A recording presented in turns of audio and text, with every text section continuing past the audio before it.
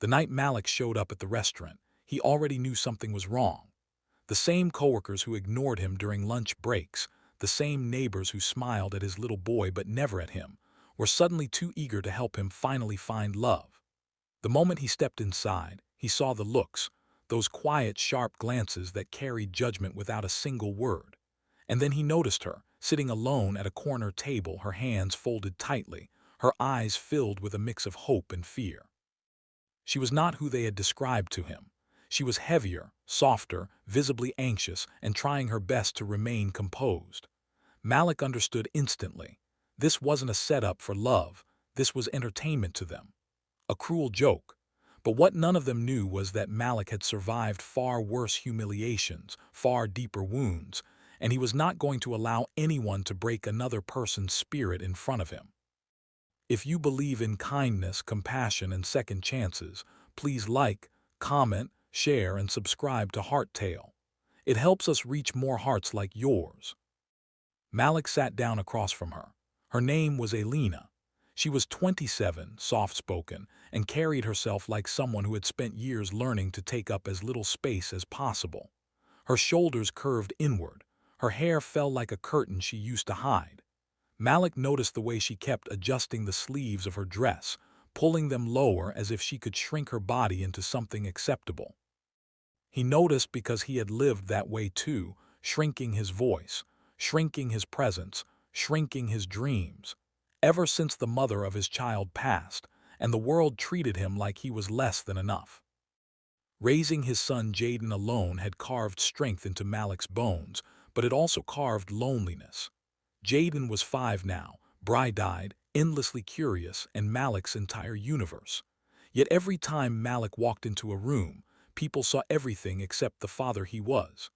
They saw a black man alone, tired, worn out, and assumed his story before ever asking. The blind date they arranged was just another assumption, that he was desperate, that he would accept anything, that he would be grateful for the scraps of their pity. But as he sat across from Elena, watching the way her trembling fingers brushed crumbs off the table even though there were none, he realized she wasn't part of the joke. She was the target. She was the one they wanted him to laugh about later. And Malik's heart hardened, not toward her, but toward those who thought cruelty was entertainment. When the waiter came, Elena kept her eyes on the menu as if reading every word, though she hadn't turned the page in minutes.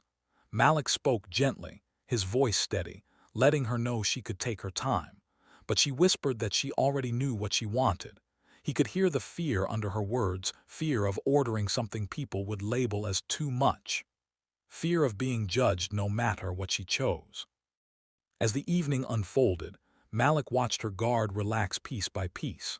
She told him about her job at the library, how children trusted her, how she memorized entire book sections because she loved helping people find what they didn't know they needed. She told him how she tried every year to lose weight, not because she didn't love herself, but because she was tired of the world acting like she wasn't allowed to be happy unless she changed. Malik found himself leaning in, listening, genuinely listening, because every word she spoke came from a depth he recognized. People who had suffered quietly spoke differently. Their voices held soft edges shaped by survival. Outside, a few coworkers of his pretended to pass by the restaurant, watching through the glass, waiting to see if he would be embarrassed. He didn't acknowledge them. And when Elena realized what was happening, when her eyes filled with shame because she understood she was part of someone's cruelty, Malik made a decision that would change both their lives. He reached across the table, not to touch her, but to ground her with his voice. He told her she deserved better than to be anyone's joke, that she deserved someone who saw her heart first. She looked at him, completely still, as if no one had ever said such a thing to her without wanting something in return. Malik then stood up, walked to the window, and pulled the blinds shut. The coworkers stumbled backward, surprised, but Malik didn't spare them more than a second. He returned to the table, sat down calmly, and continued their meal as if nothing had happened, because he wanted her to know she was worth more than an audience's laugh. As the hours passed, something began to shift. He told her about Jaden, about the nights he spent reading bedtime stories, about the mornings he woke up terrified he wouldn't be good enough. He told her how every day he tried to raise a boy who understood kindness was strength, not weakness. And as he spoke, Elena's shoulders slowly lifted from the weight she always carried. She wasn't shrinking anymore. She was growing, even if just a little. After dinner, they stepped outside to the cool evening air.